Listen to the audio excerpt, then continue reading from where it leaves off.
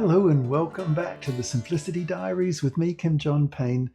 So glad you could join us for this last part of the reading of Anika's story from the book Emotionally Resilient Tweens and Teens. You might remember last week, Anika was very much caught between an old friend or a friend she'd originally made who she'd quickly left behind in order to be a part of the popular girls. And this week, in the final part of this story, it kind of comes full circle back. You'll hear more about this as we go. So that we pick up the story where the pieces that were broken through the being caught cheating on a test, and Annika's friends abandoning, like denying that they were a part of it, which wasn't true. Now there's a full kind of abandonment of them, and then there's an upswing at the end of this. You'll hear about this. It's not all totally depressing, and this is a real story. This is this is not a made-up story. This really did happen. Persona non grata. At school, I was assigned 40 community service hours, clean up at the cafeteria and on the grounds, and other odd jobs that kept me after school 4 days a week. Worst of all, Mr. Swenson told me that I'd have to work super hard and do really well for the rest of the term just to pass the class, and avoid having to do retakes in the summer. I also got the deep freeze treatment from the others. No one said anything definitive like, "We're done with you," but they basically ghosted me. No one answered my texts, DMs, and at school, it was like I didn't exist. Whenever I walked towards them, they turned their heads and just walked away.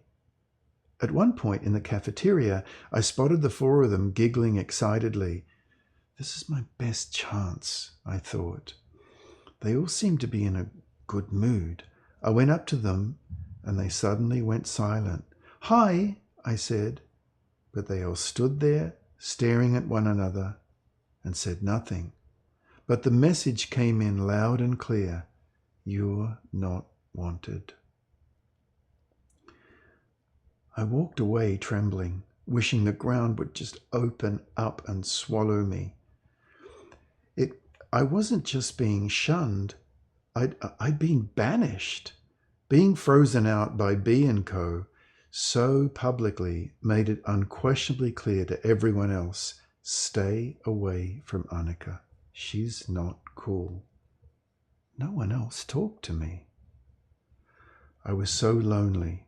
Maybe I was being melodramatic, but it was the worst week of my life. I'd given up so much to be accepted by B & Co., and now, without them, I felt like a total zero. There was no place to go, no one to hang out with. I basically hit rock bottom. The following Monday, I was sitting in the library, the only place I felt relatively shielded and rejected, when I spotted Danielle coming in with one of her friends. I hadn't seen Danielle around the campus much during free time for a while. I wondered if this maybe was why she hung out most of the time with others and kept a low profile. She walked right up to me and said, "Hey, Annika, I heard what happened in math. Are you okay?"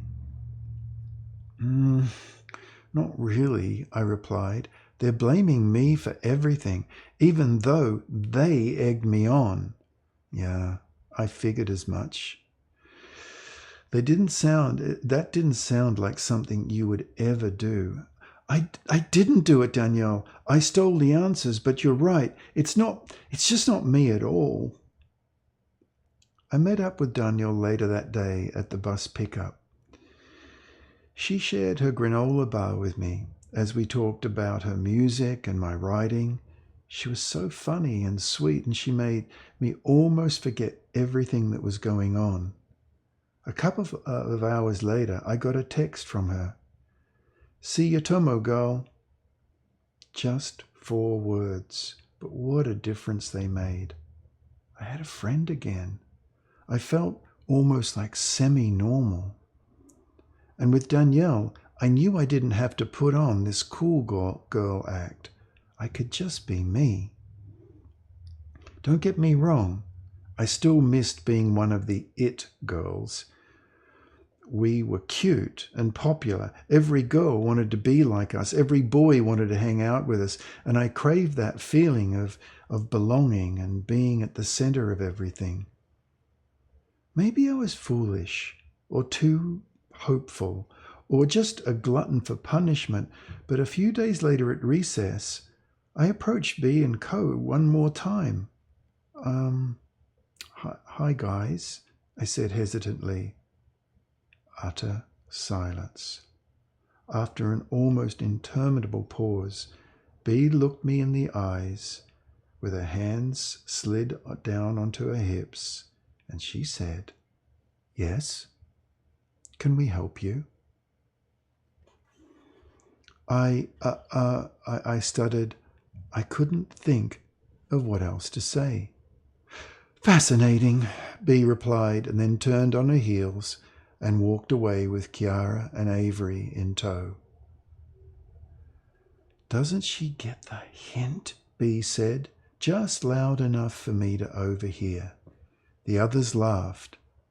Everyone except Skylar, who just stood there looking a little sad. "No, I don't," I said loudly. "Not really. Whatever. I'll be fine." And I swung around and walked away, feeling shaky, but glad I stood up for myself. I felt like I'd been true to myself for the first time since school started. But my heart sank when I saw they'd turned the corner. That was just about the meanest thing they could do to me after I'd been a real friend to them. Act as if I was worthless. A nothing person.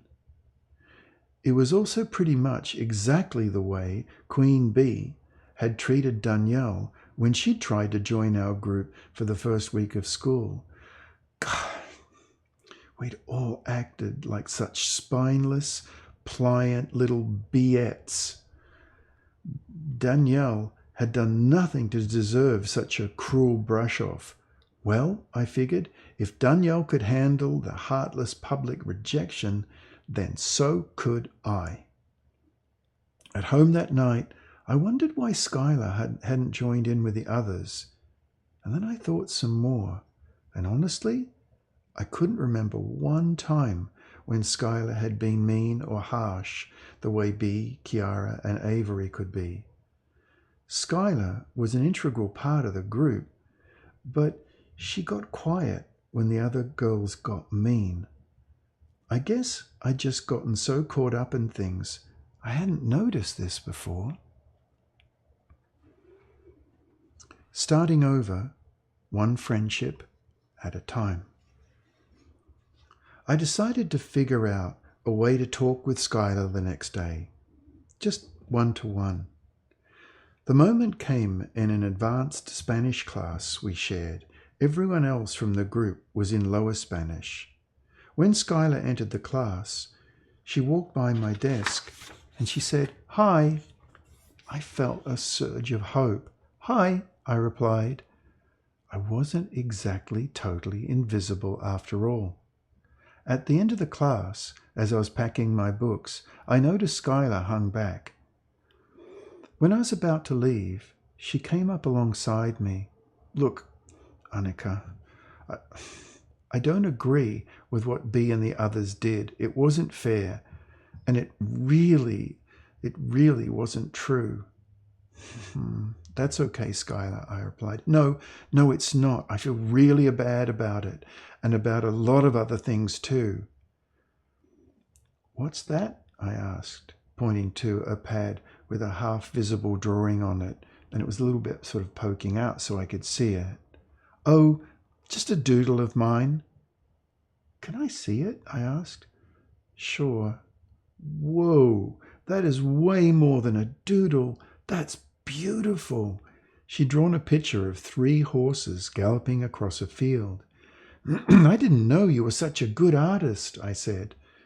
Thank you, Annika, Skylar beamed. It's just like a hobby to take my mind off things. Do you want to get away from all this crazy stuff and come over to my house tomorrow? I'd love that, I said. Hey, would you be okay if we invited Danielle too? Definitely.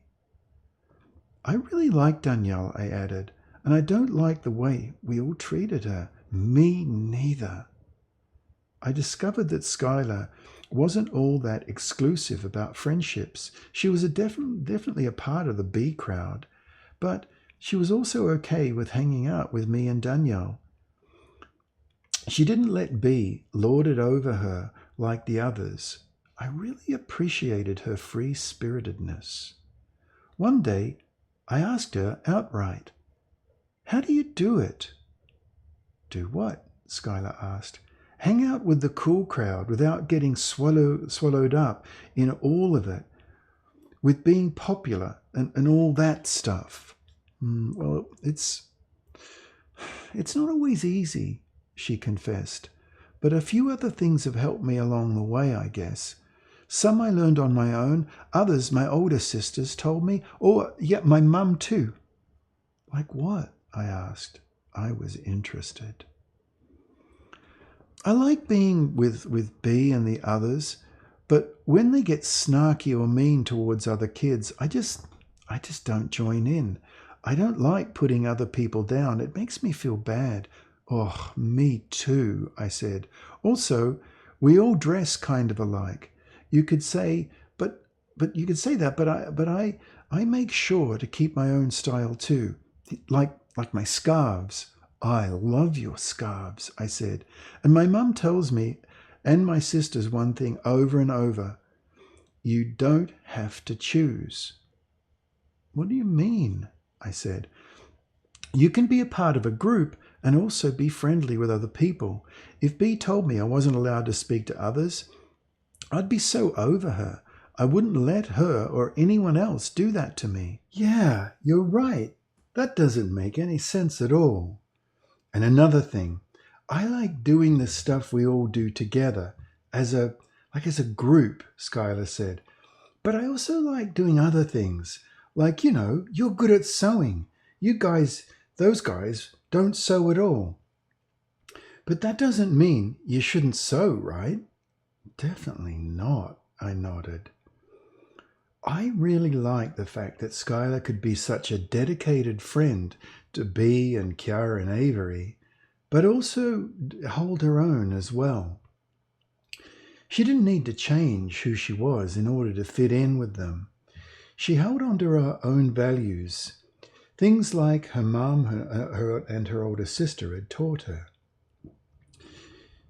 And that kept her cool, a kind rather than cool and cruel, like some others. I learned so much from talking to her and the way she treated people. Anyway, from that point on, things got better at school. And even though Skylar ended up at another high school, we are both headed for college now. We've stayed in touch all this time. I didn't see B, Avery, or Kiara at all, and I still don't see them. But as strange as it might sound, I don't hold any grudges against them. I hope they're doing well too. We were all kind of young and a bit foolish, I guess. Middle school can be tough, and sometimes we do things we regret later. I certainly did. I wish I'd been stronger and stayed true to myself from the beginning. But I guess that's okay too. Because in the end, I figured out that when you follow your own path, you kind of end up where you're supposed to be. And Danielle, we're still best friends. To all the newbie middle schoolers who feel that their inside and outside worlds are drifting too far apart, here's my simple advice. Take risks. Try to make new friends, but also stay true to yourself. And if a friendship fades, as hard as that may be, it's for the best. And if it doesn't, cherish it. Hold it close. You know, you've found someone who likes you for who you are, and you'll know it because you don't have to be someone you're not. Whatever you do, don't get swallowed up by a clique. Look for someone you can connect with, and within time and attention and care, you build a true friendship. So, what this story was about is, of course, about feeling lonely and left out, and that's where it sort of begins, but fairly quickly finding a place, but that place was at the expense of Annika being herself. And just discovering that there's another whole way to go about it. I think this is the core of this story of being lost and then finding yourself. And I sure hope that's been useful, helpful, and strikes a chord for you. Okay, that's it for this short little series of readings. All right, bye-bye for now.